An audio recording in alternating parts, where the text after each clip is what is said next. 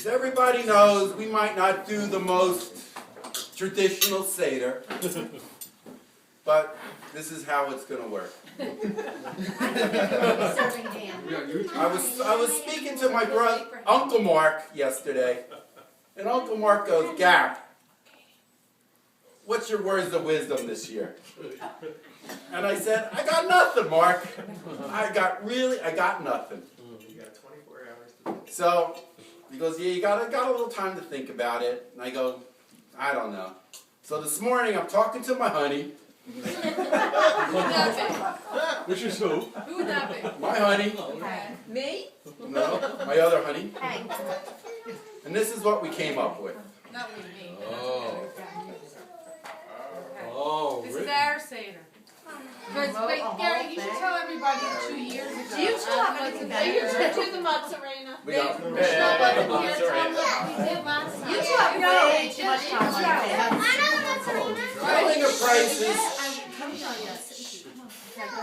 Telling a Price family's year-long adventure has been a tradition in our family stemming back to about 2 years ago.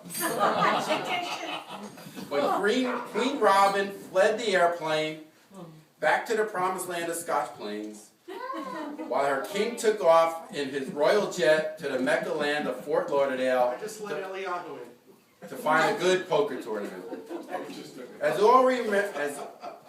we all remember, the Queen summoned her king back from Fort Lauderdale by noon that day, or the locks on the palace door would be changed forever.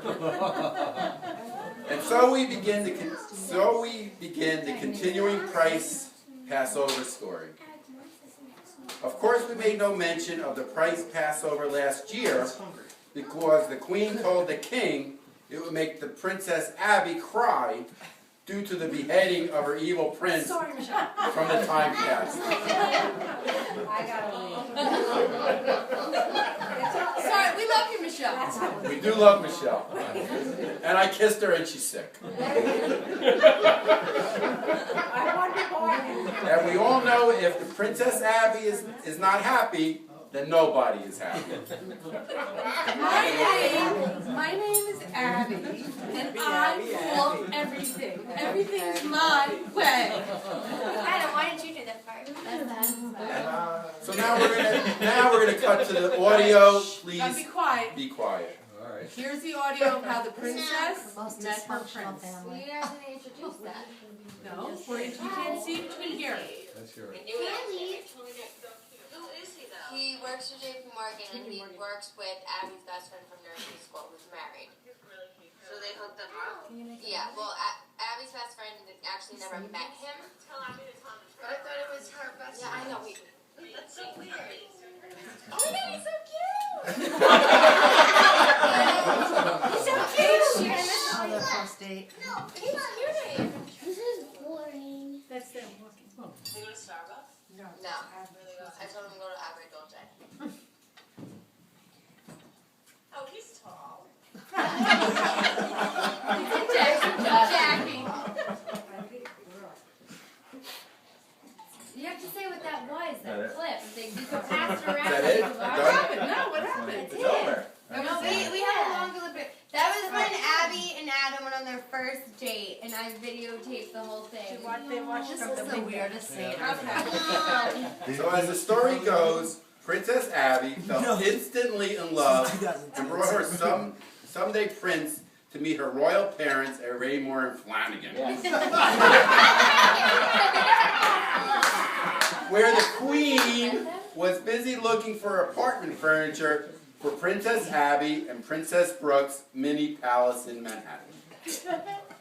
The Queen said to her king and Princess Brooke, Why is this boyfriend so different from any other boyfriend? And so it was called because he was a true prince and the finest in the land. So the happy couple dated, and they dated, and the stranger Adam Lip became, the more the royal family loved and loved him. He was a boy?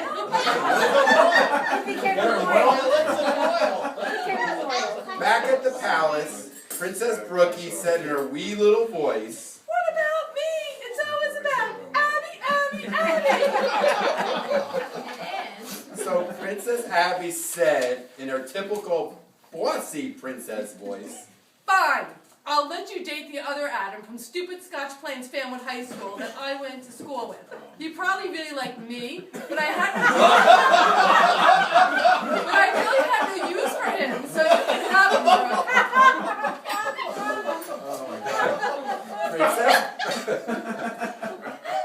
Princess Brooke fell madly in love with Prince Adam Daniel Benedict. Daniel. Princess Brooke was only too pleased to bring her new prince home to meet her parents, the king and queen. As he walked through the door, he looked a bit familiar. Could it have been he used to hang with Princess Abby and her royal subjects in high school? The king and queen looked him up and down. Where was the large Jewish nose? The frizzy dark hair. They exclaimed. Why is this boyfriend different from any other boyfriend? He's no Jew! But wait! He works for a Jew, Goldman! So the king and queen were good with that.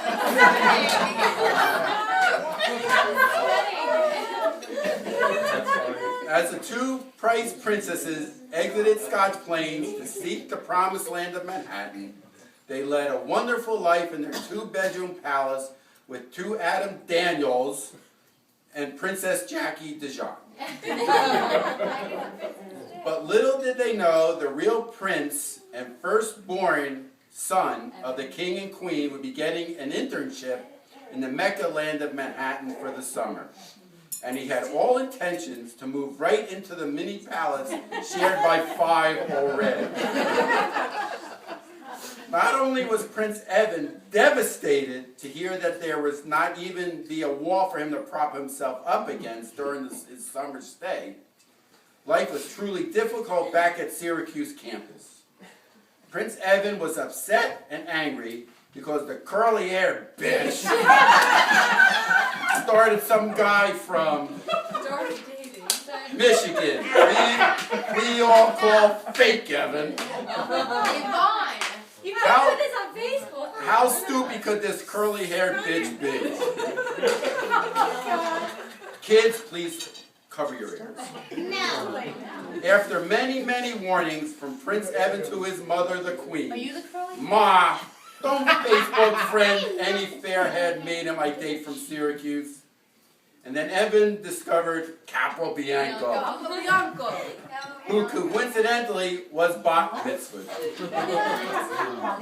The king's court is still out whether this she speaks the truth. The prince fell madly in love once again with Capo Bianco. And she had straight hair, but as time would tell. Capo Bianco is playing hard to get by not answering the Prince Evan's text messages promptly as he sees fit. Evan's gonna kill you. Oh shit! The royal family exclaimed. Now Prince Evan's bear claw will rise and his popping vein from his neck because he will blow up from stress. That's the 7th place. I've got a party best and I'm going to the party. This is long though, you have to say that. The Queen Mother exclaimed, "Move on, my fair-haired son, and dump the straight-haired bitch." Gary! No, keep going. Back at the main palace in Scotch Plains, the Queen and princesses were planning another royal wedding to be small and intimate. Oh God, that's not right here.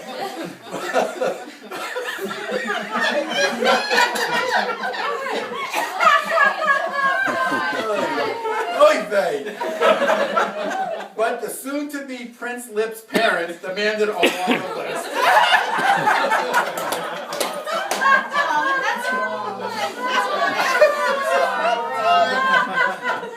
Now the royal guest list is 216 from a meager and intimate 150.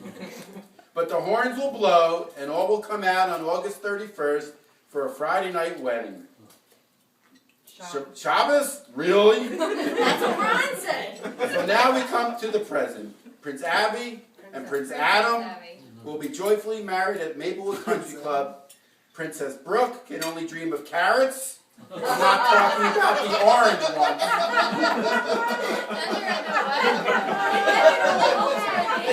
Prince Evan continues to search the land of Syracuse for his princess to be approved by the king and queen. And King Gary awaits every morning, going to the shithole of Rawway to make a most beautiful wedding and maybe another. And with his luck, probably to make Prince Evan's wedding too someday. And if this is not enough, the Queen is demanding a renovation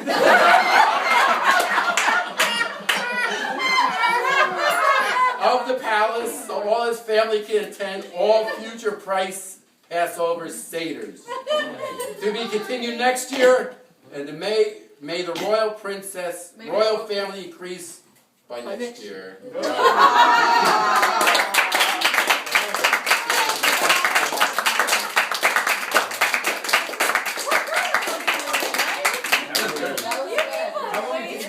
Fade to black. I don't know how to fade. I don't know how to fade the black. Can I stop it? I don't know. I'm gonna All right, I'm stopping it. Okay? Thanks,